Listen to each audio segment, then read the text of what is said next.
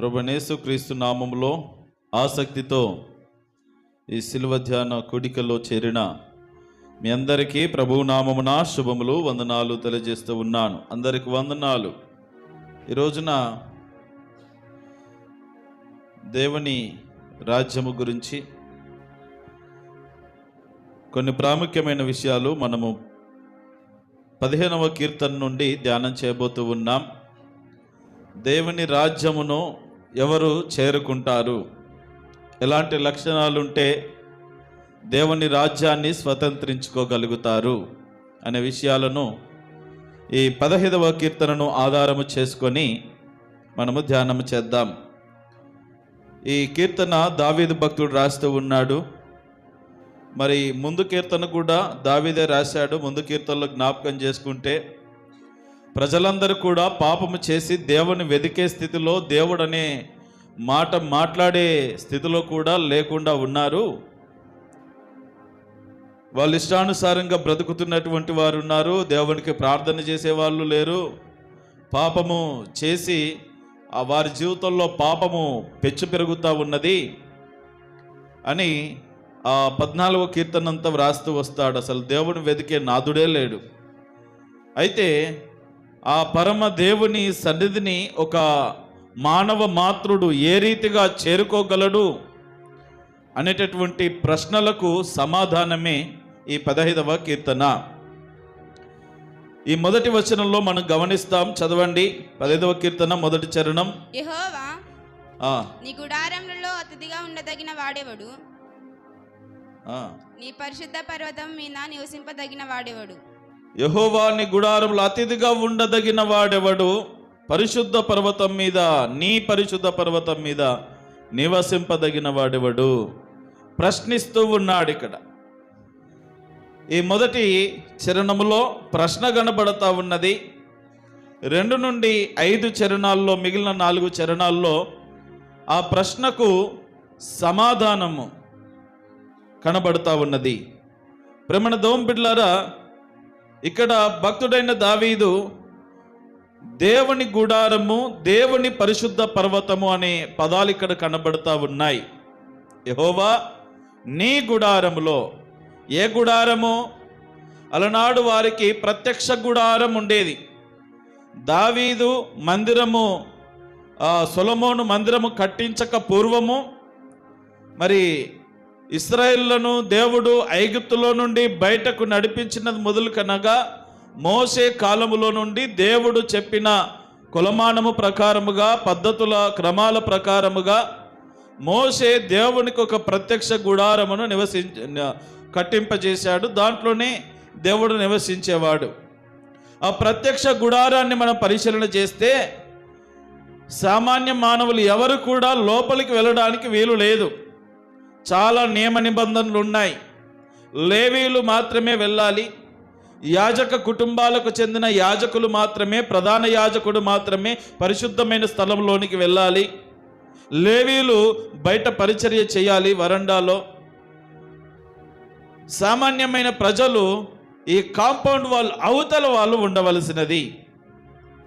తర్వాత దేవుని పరిశుద్ధ పర్వతం గురించి రాస్తా ఉన్నాడు. నీ పరిశుద్ధ పర్వతం మీద నివసింపదగిన వాడు ఎవడు?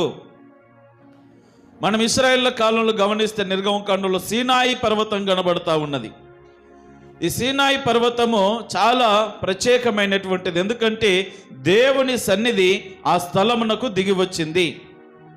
ఆ కొండ మీద చాలాసార్లు దేవుడు మోషేతో మాట్లాడుతూ వచ్చాడు.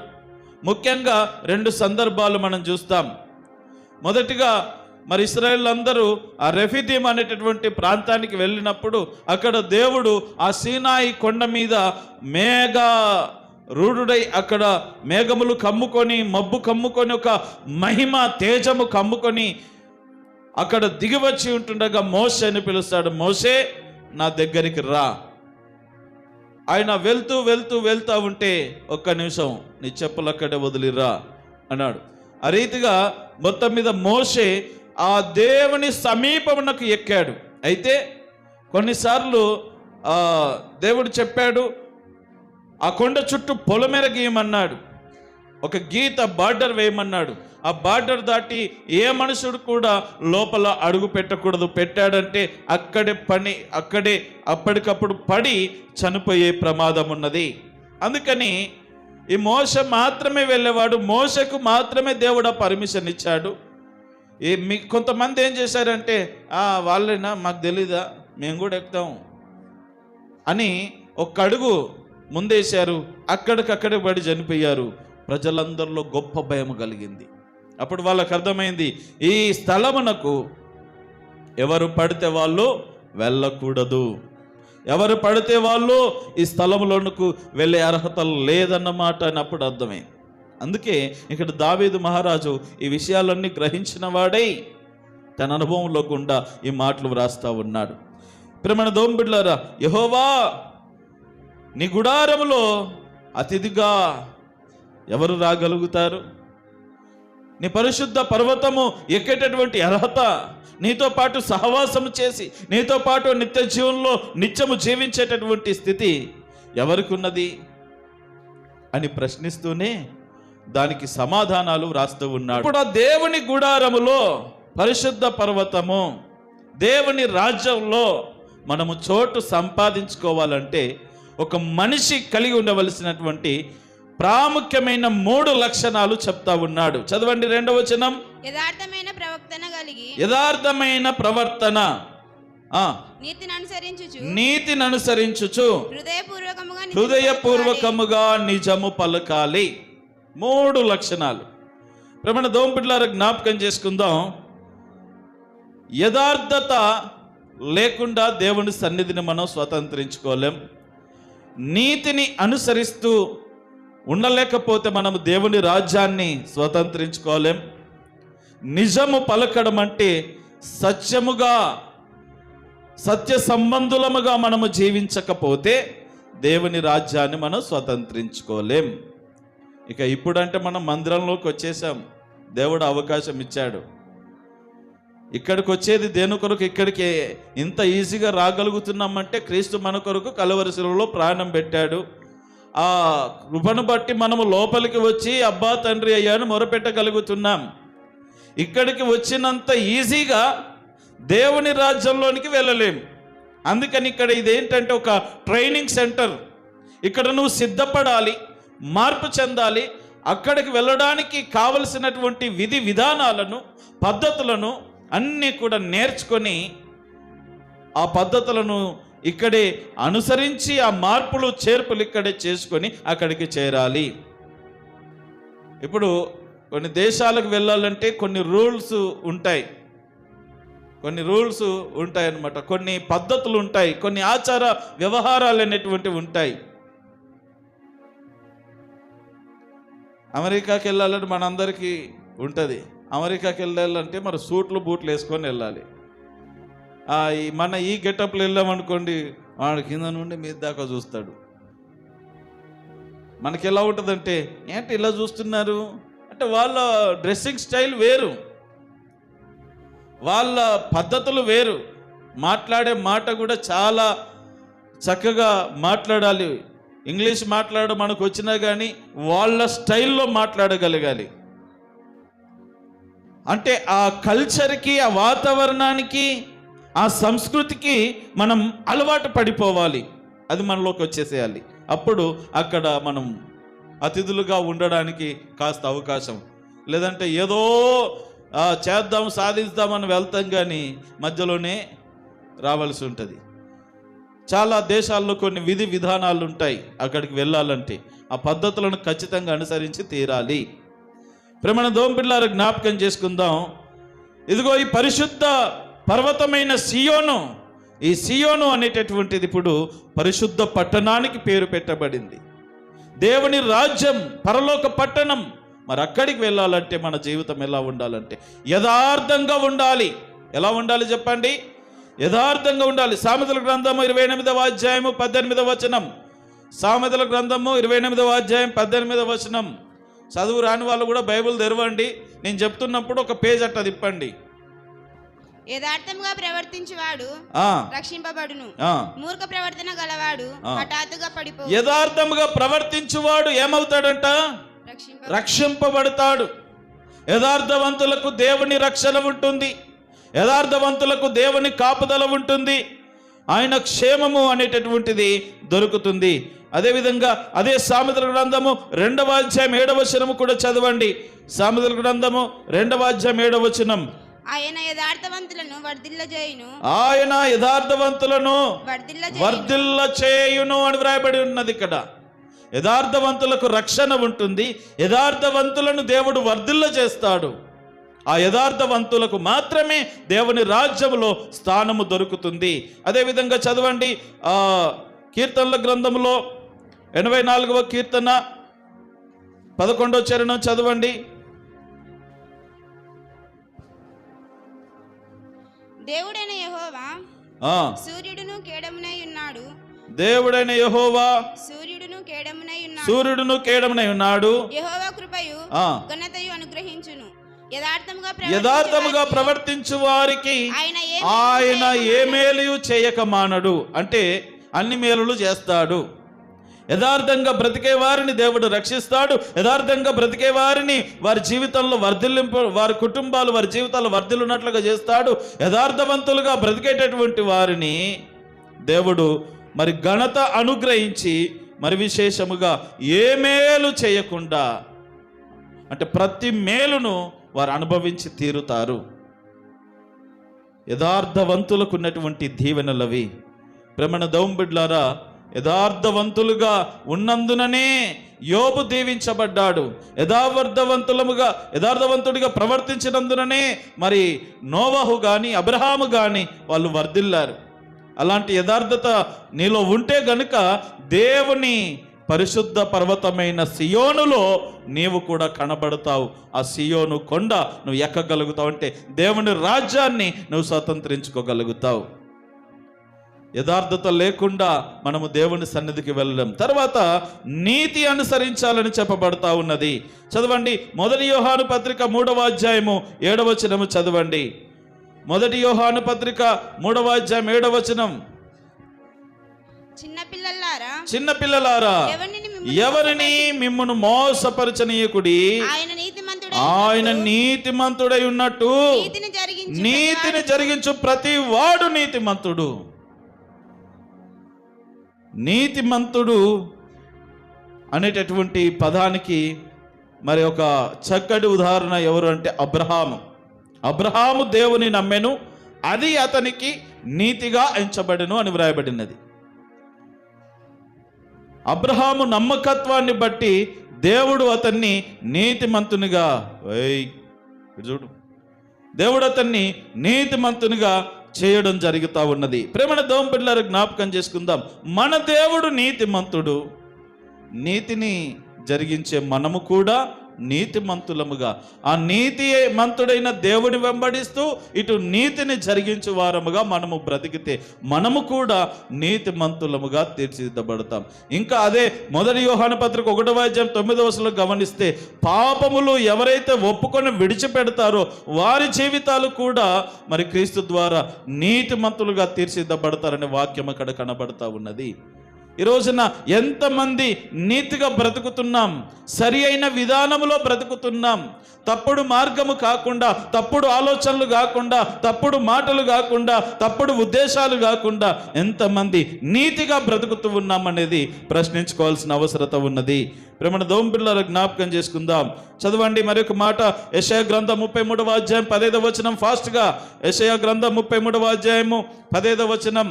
అందరు తీసుకున్నారా బైబిల్లో తీసుకుని అలవాటు ఉందా? మీరు చదువు రాని వాళ్ళు కూడా ఏం చేయండి అంటే, పెద్ద చదువు వచ్చినట్టు ఏం చేయాలంటే టైట్ తీయాలి, నిద్రపోతుంది. నా బాధ నాది, మీరేమో నన్ను అర్థం చేసుకోరు. మాకేడు వస్తుంది సార్ అని అంటే ఒట్టినన్నా తీయండి. పేపర్ సౌండ్ వచ్చినప్పుడు పేపర్ మీరు కూడా తిరిగేయాలన్నమాట. రైట్, చదవండి. నీతిని అనుసరించి నడుచుచు యథార్థముగా మాట్లాడుచు నిర్బంధన వలన వచ్చు లాభమును ఉపేక్షించు లంచము పుచ్చుకొనకుండా తన చేతులను మలుపుకొని హత్యను మాట వినకుండా చెవులు మూసుకొని చెడుతనము చూడకుండా కన్నులు మూసుకుని వాడు ఉన్నత స్థలమందు నివసించును. ప్రేమన దేవుని బిడ్డలారా, జ్ఞాపకం చేసుకుందాం. అసలు ఈ నీతిమంతుడుగా జీవించడం అంటే ఎలాంటిదో ఇక్కడ చెప్పబడతా ఉన్నది. ఇదిగో యథార్థముగా మాట్లాడుతూ, నీతిని అనుసరించడం అంటే ఒక మాటలో చెప్పాలంటే యథార్థంగా మాట్లాడడము, ఇంకా లంచము పుచ్చుకొనకుండా, ఒకరిని బంధించి ధనము పోగు చేసుకోకుండా, కిడ్నాప్లు చేయకుండా, తర్వాత తన చేతులను మలుపుకొని హత్యను మాట వినకుండా, హత్య చేయడం అనేటటువంటి మాట వినకుండా, అంటే ఇక చేయడం కదా అసలు మాటనే తెలియకుండా ఎవరైతే బ్రతుకుతారో, ఇంకా చెవులు మూసుకొని చెడుతనము చూడకుండా, చిన్న ఉన్నప్పుడు ఇప్పుడు పాఠ్య పుస్తకాలు వస్తున్నాయా, చెడు వినకూడదు, చెడు చూడకూడదు, చెడు మాట్లాడకూడదు. మనం అది తప్పితే అన్నీ చేస్తాం, అవునా? చెడు మాట్లాడతాం, చెడే వింటాం, చెడే చూస్తాం. ప్రేమన దేవుని బిడ్డలారా, చెడు చూడకుండా తన కన్నులను మోసుకుని వారు, తర్వాత చెడు చూడకుండా కన్నులు మూసుకుని వాడు ఉన్నత స్థలంలో నివసిస్తారు. అదే దేవుని పరిశుద్ధ పట్టణం. హల్లెలూయా. ఆ నీతి కలిగిన జీవితం నీలో ఉన్నదా అని దేవుడి రోజున ప్రశ్నిస్తూ ఉన్నాడు. తర్వాత చదవండి, ఈ 3వ విషయముగా మనం జ్ఞాపకం చేసుకున్నట్లయితే, హృదయపూర్వకముగా నిజము పలుకువాడే. ఎఫెసీయులకు రాసిన పత్రిక 4:25 వ్రాయబడతా ఉంటుంది. మనం ఒకరికొకరము అవయవములై ఉన్నాము గనుక మీరు అబద్ధమాడుట మాని ప్రతివాడును తన పొరుగు వానితో సత్యమే మాట్లాడాల. ఏం మాట్లాడాలమ్మా? ఏం మాట్లాడాలయ్యా? సత్యమే. మనం ఆ సత్యమే తప్ప అన్ని అబద్ధాలు మాట్లాడుతూ ఉన్నాం. అవునంటారా కాదంటారా? దేవుని వాక్యం ఏం చెప్తా ఉన్నదంటే, మనం అందరం కూడా సంఘములో చేరిన మనం అందరం కూడా ఇప్పుడు మన అవయవాలు ఒకదానికొకటి ఎలా జాయింట్ చేయబడినవి శరీరానికి, మనము కూడా క్రీస్తులో ఒకటిగా చేయబడిన వారము. మనం అంతా ఒకటే, క్రీస్తుతో అంటకట్టబడిన వారము కనుక మన మాటలు కానీ మన విధానాలు కానీ చాలా పద్ధతిగా జాగ్రత్తగా ఉండాలి. ఏది పడుతుంది మాట్లాడొద్దు. ప్రతివాడు తన పొరుగు వానితో, తన ఎదుటి వానితో, తన పక్క వానితో, ముందు వానితో, వెనక వానితో సత్యమే మాట్లాడవలెను కానీ ఎవరు కూడా కునికి నిద్రపోవద్దు అని వాక్యం చెప్తా ఉన్నది. అంతే కదా? నిద్రపోతున్నారా? చదువుదాం మరలా. ప్రతివాడు మీరు అబద్ధమాడుట మాని ప్రతివాడును తన పొరుగు వానితో సత్యమే మాట్లాడవలెను. ఊరికే సత్యం మాట్లాడడం కాదు కానీ ఇక్కడ వాక్యం చెప్పబడతా ఉన్నది హృదయపూర్వకముగా. నోటి మాటతో నిజం ఒకసారి కొన్నిసార్లు నిజమే మాట్లాడతాం కానీ లోపల అస్సలు ఉంటుంది. మళ్ళీ కాస్త సందేహమో లేకపోతే లోపల కుళ్ళు కుషితం అనేటటువంటిది ఉంటుంది. ఒకటి దాచిపెడతాం, ఒకటి మాట్లాడుతూ ఉంటాం. అది వినువరులకు ఎలా ఉంటుందంటే నిజంగా నిజము చెప్పినట్టుగానే ఉంటుంది, అబద్ధాన్ని కూడా నిజము చెప్పినట్టుగా ఉంటుంది. సాధారణ ప్రయోగం అలాగే ఉన్నది కదా. నిజముగా ఇది తినకూడదా? ఇది తింటే నీకు ఏమి కాదు. అవ్వమ్మకి ఎలా కనబడిందంటే ఎంత నిజం చెప్పింది, ఇన్ని రోజులు మా దేవుడు నాకు తప్పు చెప్పాడు కానీ ఈ పాము కరెక్ట్ చెప్తా ఉన్నదనేసి వాడు అబద్ధాన్ని నిజముగా నమ్మించాడు. ఈరోజున మనం కూడా కొన్నిసార్లు సత్యమే మాట్లాడతాము కానీ దాని వెనకాల ఎన్నో అసత్యమైనటువంటి కార్యాలు ఉంటాయి. కాబట్టి ప్రేమణ దేవుని బిడ్డలారా, హృదయపూర్వకముగా నిజము పలుకువాడే దేవుని రాజ్యాన్ని స్వతంత్రించుకుంటాడు. 3 విషయాలు చెప్పాను. మొదటిది చెప్పండి, యథార్థంగా ప్రవర్తించాలి. అందరూ చెప్పండి. మొదటిది ఏంటి? యథార్థంగా ప్రవర్తించాలి. రెండవది నీతిని అనుసరించాలి. మూడవది హృదయపూర్వకముగా. ఇది మర్చిపోవద్దు. ఒట్టి నిజం పలికితే నోటి మాట ఎప్పుడైనా ఫల్టి కొట్టేస్తుంది. కానీ హృదయపూర్వకముగా నిజము పలికే స్థితి అంటే ఇవన్నీ కూడా ఈ లోపల నుండి వచ్చేటటువంటి స్వభావాలన్నమాట. ఇవి నిజంగా మనలో ఉండాలి. ఇవి ఉంటేనే దేవుని రాజ్యాన్ని స్వతంత్రించుకుంటాం. ఇంకా క్రింద 8 విషయాలు చెప్పబడినవి. ఎన్ని విషయాలు? 8 విషయాలు.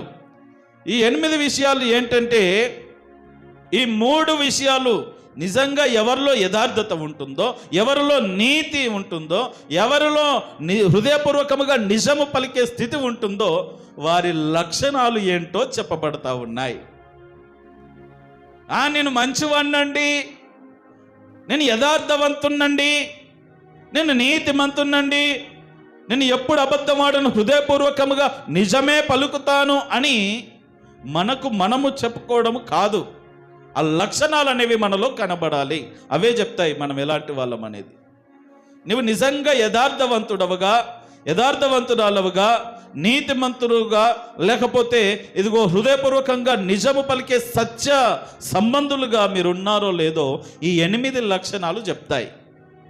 ఈ లక్షణాలు కనుక లేకపోతే మనలో ఈ 3 విషయాలు లేనట్టే. అందుకే వీటి 3టికి ఆల్టర్నేట్గా ఇంకొక 8 విషయాలు చెప్పబడతా ఉన్నది. చదవండి. అట్టివాడు అని వ్రాయబడతా ఉన్నది 3వ చరణంలో. అట్టివాడు నాలుకతో కొండెములాడడు, తన చెలికానికి కీడు చేయడు, తన పొరుగువాని మీద నింద మోపడు. చదువు, మొత్తం చదువు. అతని దృష్టికి నీచుడు అసహ్యుడు, అతడు యెహోవా యందు భయభక్తులు గల వారిని సన్మానించును. అతడు ప్రమాణం చేయగా నష్టము కలిగినను మాట తప్పడు. తన ద్రవ్యం వడ్డీకియడు, నిరపరాధను చెరుపుటకై లంచము పుచ్చుకొనడు. ఈ ప్రకారము చేయువాడు. జాగ్రత్తగా వినండి. 8 విషయాలు ఇక్కడ ఉంటాయి. మొట్టమొదటిది ఏంటంటే నాలుకతో కొండములాడడు.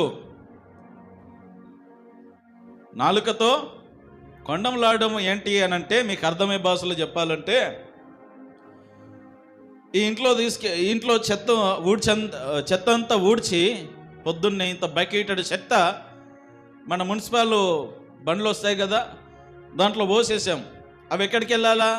ఎక్కడో డంపింగ్ యార్డ్లోకి ఊరవతలకి వెళ్ళాలా. ఆ బండ్లో పోసిన చెత్త అంతా తీసుకెళ్ళి ఇంకో ఇంట్లో పోస్తే ఎలా ఉంటుంది? బాగుంటుందా? అదే కొండములాడడం అంటే ఈ ఇంట్లో ఉన్న చెత్త తీసుకెళ్ళి ఆ ఇంట్లో పోయడం, ఆ ఇంట్లో ఉన్న చెత్త తీసుకొచ్చి ఇంకో ఇంట్లో పోయడం. ఇదే కొండములాడే లక్షణాలు. కొంతమంది ఊరికే ఉండరు, ఓ పాటున వారి పనేంటో వారు చూసుకోరు.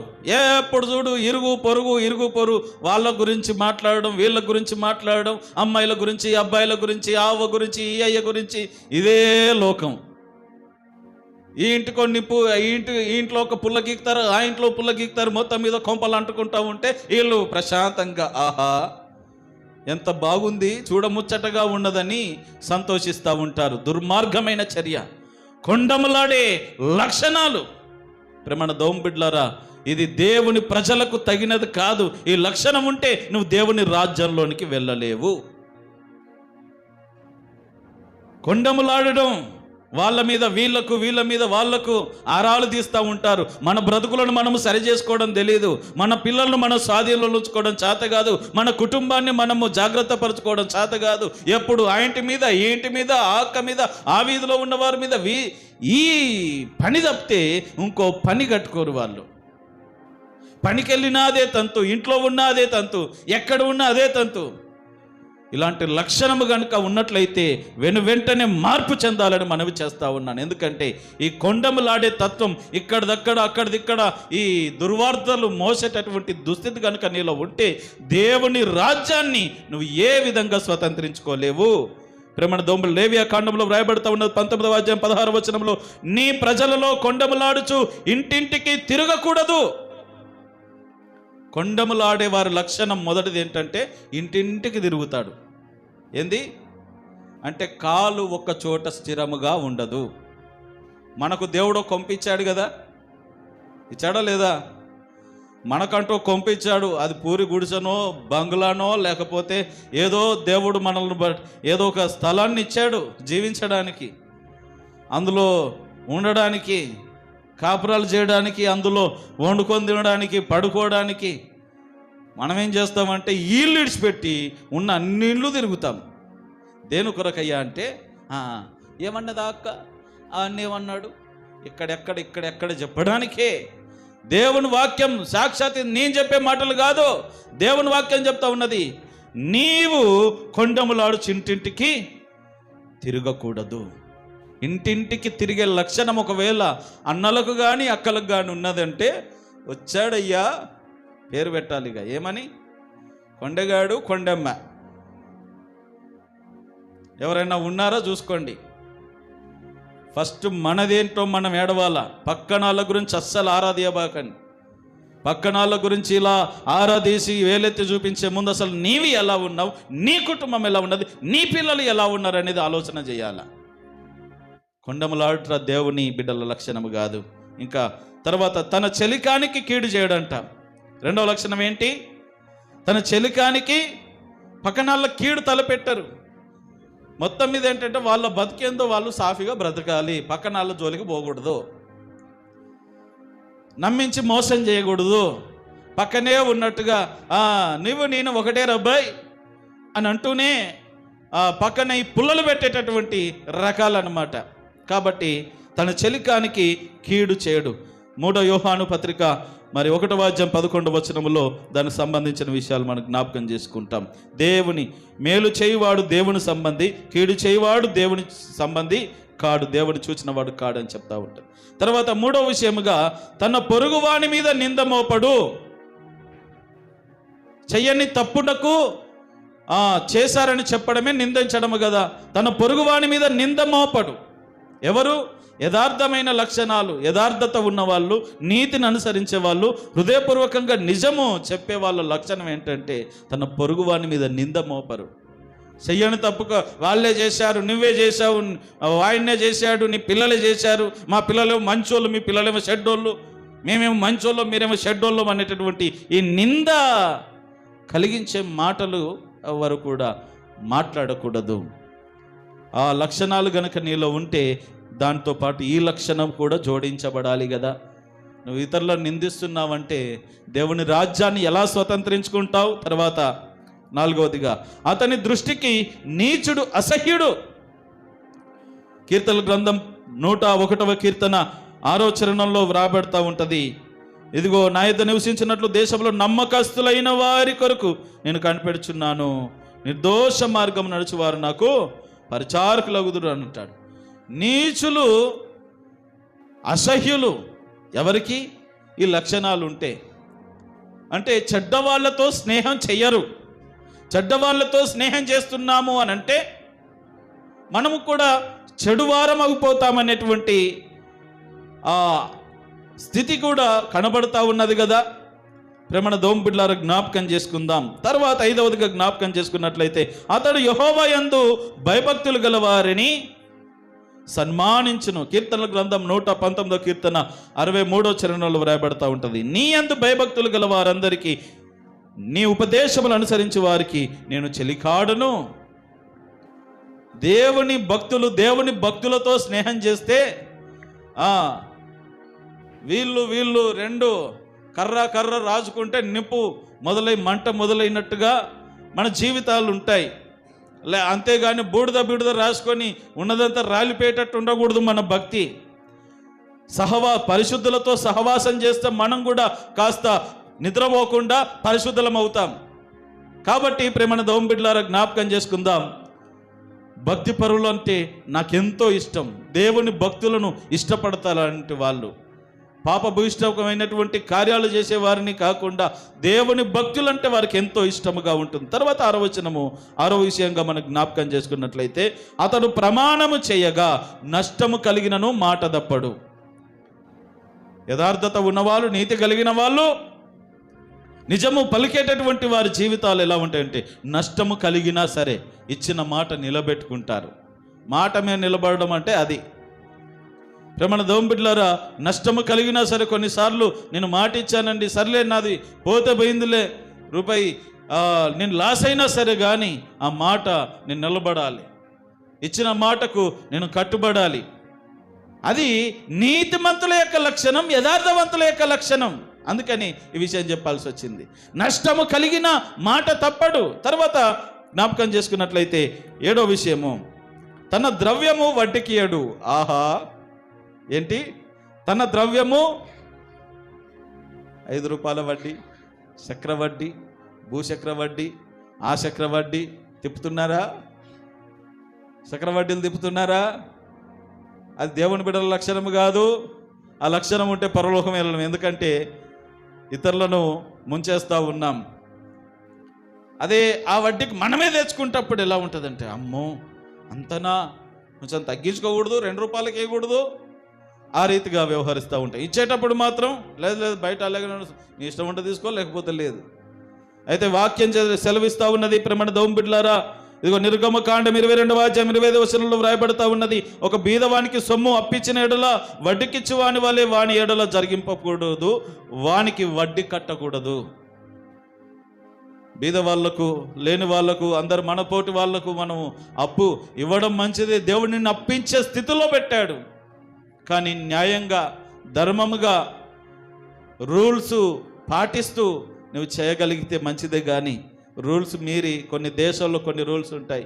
ఒకవేళ అప్పిచ్చేటటువంటి వాళ్ళు రూపాయో లేకపోతే ఈ బ్యాంకులు కట్టిస్తూ ఉంటారు కదా, ఇప్పుడు మనకు ఆ రీతిగా మనము వడ్డీకి ఇవ్వాలి తప్ప ఇంత నువ్వు 5 రూపాయలు 10 రూపాయలకు వడ్డీలు ఇస్తూ ఉంటే అది మంచి పద్ధతి కాదు. వస్తుంది, సొమ్ము వస్తుంది, కానీ నువ్వు దాన్ని అనుభవించలేవు.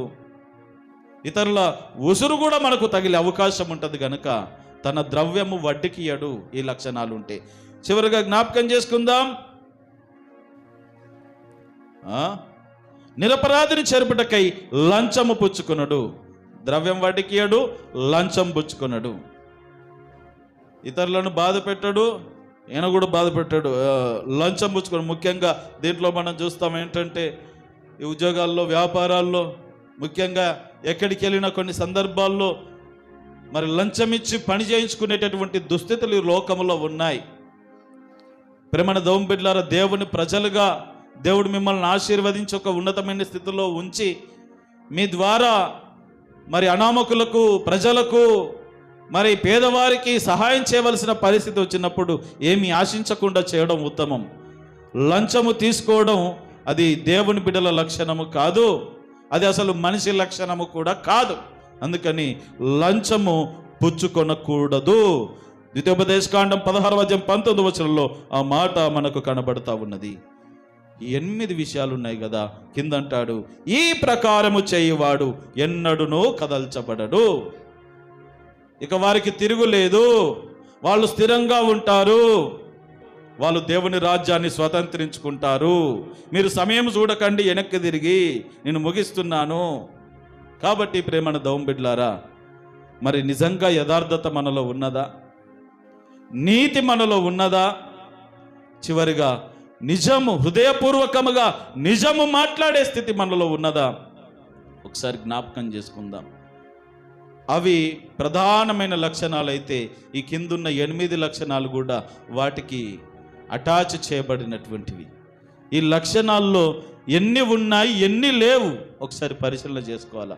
మొత్తము ఈ 8 ఆ 3 కలిపితే మొత్తం 11. ఒకసారి మీకు మీరుగానే ఒకసారి ఇంటికి వెళ్ళాక కూడా మీ పిల్లలతో చదివించుకొని, అప్పుడు సార్ ఏదో చెప్పినాడమ్మా చదవమ్మా అని చెప్పి, చదువు బాబు అని చెప్పి చదివించుకొని ఒకసారి టెస్ట్ చేసుకోండి, సెల్ఫ్ టెస్ట్. దాంట్లో ఎన్ని మనకున్నాయి, ఎన్ని లేవు. మరి అన్నీ పాస్ అయితేనే కదా విద్యార్థి పై తరగతులకు వెళ్ళేది. మనం కూడా ఈ సబ్జెక్టులో దేవుడిచ్చాడు ఇక్కడ సబ్జెక్టు. 11 సబ్జెక్టులు ఉన్నాయి ఇక్కడ మనకు. ఈ 11 సబ్జెక్ట్స్ నువ్వు పాస్ అయితేనే నువ్వు దేవుని రాజ్యంలోనికి వెళ్తావు. ఆయన పరిశుద్ధ పర్వతం మీదకి ఎక్కగలుగుతావు, ఆయన గుడారములో నివసించగలుగుతావు. అట్టి స్థితిగతులను దేవుడు మీకు ఎల్లరకు అనుగ్రహించి నడిపించును గాక. అందరం లేచి నిలబడదాం.